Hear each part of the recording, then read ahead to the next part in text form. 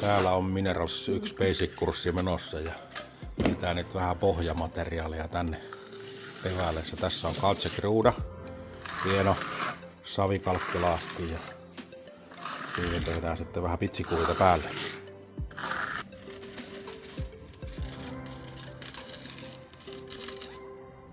Ja tässä on sitten päivän tuotokset.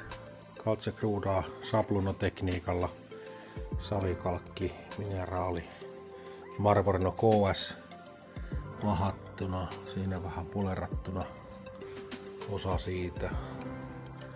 Sitten upea taidelakti, joka ei tietenkään tässä kameran kuvassa näytä koko hienouttansa.